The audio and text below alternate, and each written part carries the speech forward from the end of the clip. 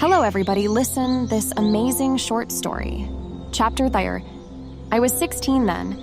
It happened in the summer of 1833. I lived in Moscow with my parents. They had taken a country house for the summer near the Kaluga Gate, facing the Neskuchny Gardens. I was preparing for the university but did not work much and was in no hurry. No one interfered with my freedom. I did what I liked, especially after parting with my last tutor, a Frenchman who had never been able to get used to the idea that he had fallen, like a bomb, commune bomb, into Russia, and would lie sluggishly in bed with an expression of exasperation on his face for days together. My father treated me with careless kindness. My mother scarcely noticed me, though she had no children except me. Other cares completely absorbed her. My father, a man still young and very handsome, had married her from mercenary considerations. She was 10 years older than he. My mother led a melancholy life. She was forever agitated, jealous, and angry, but not in my father's presence. She was very much afraid of him, and he was severe, cold, and distant in his behavior.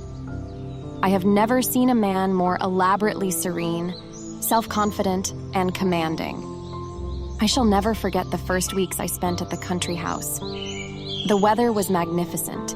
We left town on the 9th of May on St. Nicholas's Day.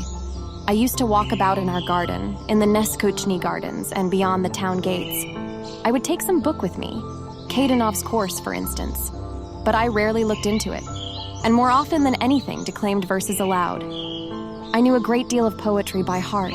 My blood was in a ferment and my heart ached, so sweetly and absurdly. I was all hope and anticipation, was a little frightened of something and full of wonder at everything, and was on the tiptoe of expectation. My imagination played continually, fluttering rapidly about the same fancies like martins about a bell tower at dawn. I dreamed, was sad, even wept. But through the tears and through the sadness, inspired by a musical verse or the beauty of evening, shot up like grass in spring the delicious sense of youth and effervescent life. I had a horse to ride. I used to saddle it myself and set off alone for long rides, break into a rapid gallop and fancy myself a knight at a tournament. How gaily the wind whistled in my ears, or turning my face towards the sky, I would absorb its shining radiance and blue into my soul, that opened wide to welcome it. I remember that at that time the image of woman, the vision of love scarcely ever arose in definite shape in my brain, but in all I thought, in all I felt, lay hidden a half-conscious, shame-faced presentiment of something new, unutterably sweet, feminine. This presentiment, this expectation, permeated my whole being. I breathed in it. It coursed through my veins with every drop of blood. It was destined to be soon fulfilled. The place where we settled for the summer consisted of a wooden manor house with columns and 2 small lodges. In the lodge on the left, there was a tiny factory for the manufacture of cheap wallpapers.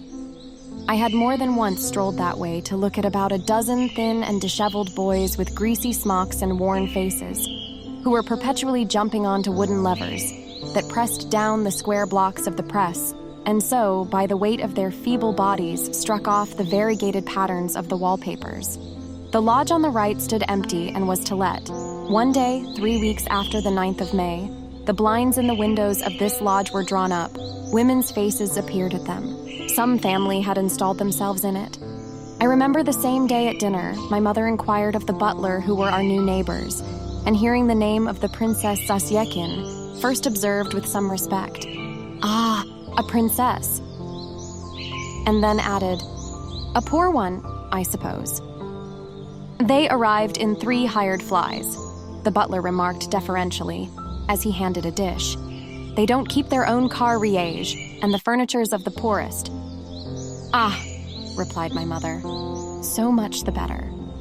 My father gave her a chilly glance. She was silent. Certainly the Princess Zasyekin could not be a rich woman. The lodge she had taken was so dilapidated and small and low-pitched that people, even moderately well-off in the world, would hardly have consented to occupy it. At the time, however, all this went in at one ear and out at the other. The princely title had very little effect on me. I had just been reading Schiller's Robbers.